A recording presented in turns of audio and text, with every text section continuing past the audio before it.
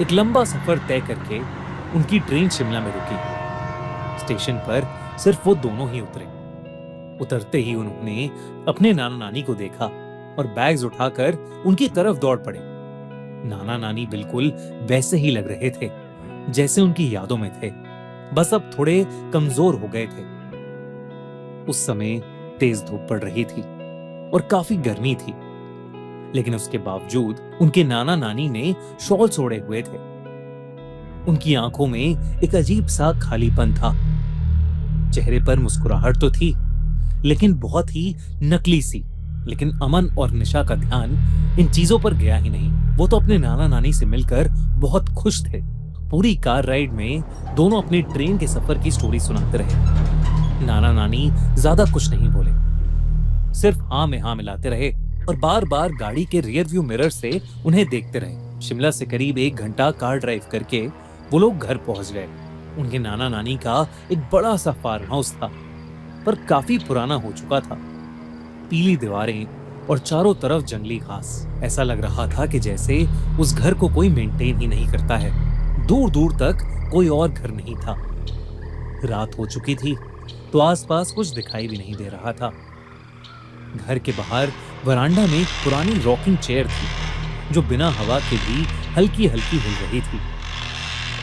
अमन ने मजाक में बोला कि ऐसी ही जगह पर हॉरर मूवीज शूट होती हैं, और दोनों भाई बहन हंस पड़े। घर के अंदर सब कुछ पुराना था।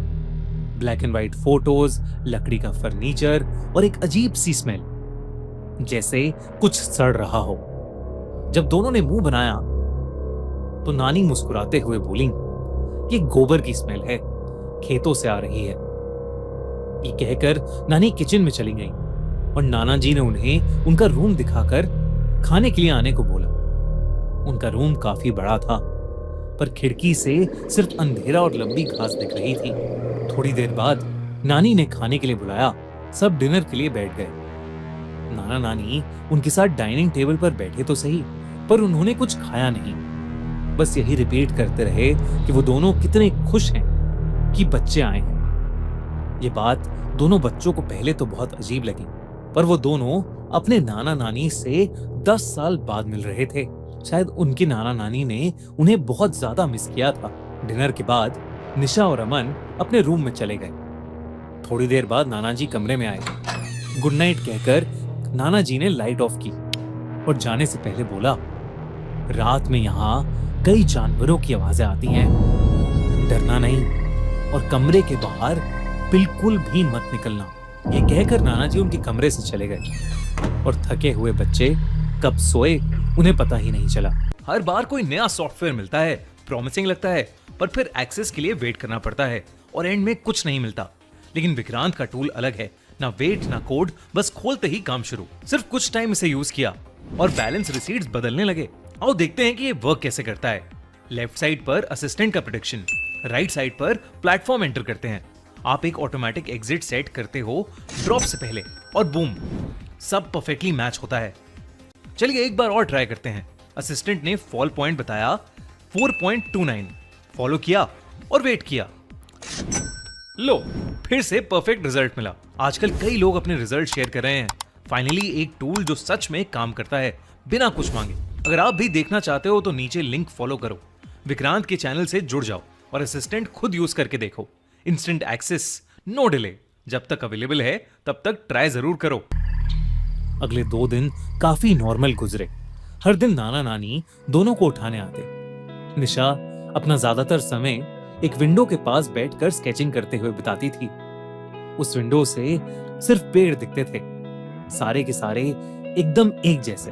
अमन घर के आसपास घूमता रहता या घर के पीछे के कोने में एक पुराने झूले पर बैठकर अपने वॉकमैन पर गाने सुनते रहता। नाना नानी हर दोपहर ये कहकर घर से निकल जाते कि वो दोनों खेत में काम करने जा रहे हैं और सीधा रात को वापस आते। घर में एक लैंडलाइन फोन भी था, पर वो खराब पड़ा था, तो वो बच्चे अपने मम्मी पापा से भी बात नहीं कर पा रहे थे। कुछ छोटी छोटी चीजें भी थीं जो थोड़ी अजीब थी, जैसे नाना नानी कभी भी उनके साथ कुछ खाते नहीं थे। हर बार कोई ना कोई बहाना करके दोनों डाइनिंग टेबल पर बस बैठे रहते। एक बार अमन ने देखा कि किचन में फ्रिज खुला हुआ था और अंदर सिर्फ एक पतीला था जिसमें कोई लाल गाढ़ा सा लिक्विड था। जब उसने पूछा तो नानी ने सिर्फ इतना कहा कि वो एक पुरानी फैमिली रेसिपी है और वो जोर जोर से हंसने लगी। अक्सर नानी बेवजह जोर जोर से हंसना शुरू कर देती थी और नाना जी कई घंटों तक एक ही जगह बैठकर सामने किसी चीज को घूरते रहते। दोनों भाई बहन को लगा कि ये सब बुढ़ापे की निशानी है। उस रात निशा की आंख किसी आवाज से खुली। आवाज दरवाजे के बाहर से आई थी। तभी दरवाजे के नीचे से एक बड़ी सी शैडो गुजरी। सिर्फ 1 सेकंड के लिए नाना जी की वार्निंग भूलकर निशा दरवाजे के पास दबे पांव गई और उसने धीरे से दरवाजा खोला। वो अजीब सी बदबू अब और तेज हो गई थी। सामने अंधेरा था पर किसी के गुर्राने की आवाज आ रही थी। वो कोई जानवर नहीं लग रहा था, वो कुछ और ही था। इससे पहले कि निशा उसके पास जाकर कुछ समझ पाती, अचानक से किसी ने उसके कंधे पर हाथ रखा और उसकी चीख निकल गई। उसके पीछे उसकी नानी थी। उनके चेहरे पर अब भी वही अजीब सी नकली स्माइल थी और उनका चेहरा अजीब सा सफेद पड़ चुका था। उन्होंने निशा को सोने को कहा। घबराई हुई निशा चुपचाप अपने कमरे में वापस आ गई, लेकिन वो डर के मारे सो ही नहीं पा रही थी। निशा को अब उस जगह से एक घबराहट होने लगी थी। अगली सुबह नाना नानी उसके कमरे में आए। दोनों का चेहरा बिल्कुल नॉर्मल था। रोज की तरह वो बोले, नाश्ता किचन में है और वो खेत में काम करने जा रहे हैं। जैसे ही निशा को मेन डोर बंद होने की आवाज आई, उसने राहत की सांस ली। उस दोपहर अमन बाहर झूले पर बैठकर अपना हॉलिडे होमवर्क कर रहा था जब उसे घर के अंदर से कुछ बच्चों के खेलने की आवाज आई। उसने पीछे वाली खिड़की से झांका तो उसे एक परछाई दिखी, मानो किसी छोटे से लड़के की हो। अमन को लगा कि शायद घर पर मेहमान आए हैं, पर जब वो घर के अंदर गया तो वहां निशा के अलावा कोई नहीं था। वो पूरे घर में उस लड़के को ढूंढने लगा और तब उसका ध्यान ड्राइंग रूम में पड़ी ब्लैक एंड व्हाइट फोटोज पर गया। बीच में उनके नाना नानी की एक बड़ी सी फोटो थी और उनकी आंखों से खून बह रहा था। ये देखकर अमन डर गया।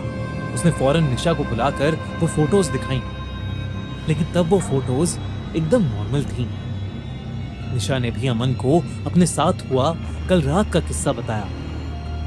दोनों बच्चों के हाथ पैर ठंडे पड़ चुके थे। आखिर चल क्या रहा था उस घर में?